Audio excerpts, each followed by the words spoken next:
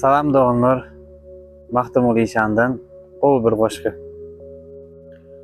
Mahtumuli senden cevap soralar, munda verilenler onda alınır.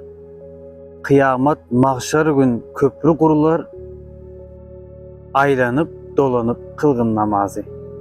Mahtumuli İşan aydı. Öz-özüne senden cevap soralar diye yani. Öldün kavurda hükman münker ve nekir gelip soruyor. Ve Peygamberimiz aydı kıyamet günü insanın ayağı yerinden qozgolmaz namazda olup olmasa diye. Ta ki namazını sorulmayanca ayağın yerinden qozgolmayan. Munda verilenler onda alınır. Yani bu dünyada sen ihtiyarın elinde. İstesen namaz okuyup biledin, istesen okuyup bilen oktun, istesen okumayadın. Yani edenin edip biledin, istesen harama gidiyordun, istesen haramdan uzak duruyordun. Bu dünyada şu verilen zatlar diye onda alınır diye. Kıyamet mahşer gün köprü salınır. Yani kıyamet mahşer gün Sırat köprüsünün salınacağını arada açacak öyle. Bu köprü dönem mümin kalbinde imanı var adamlar geçip biliyor.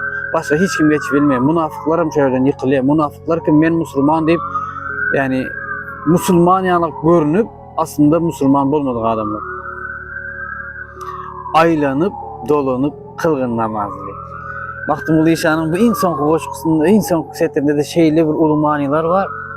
Aylanıp dolanıp kılgın namaz diyeni yani için kısıp bilir, kâvat namaz kılmasın gelmeyen bilir.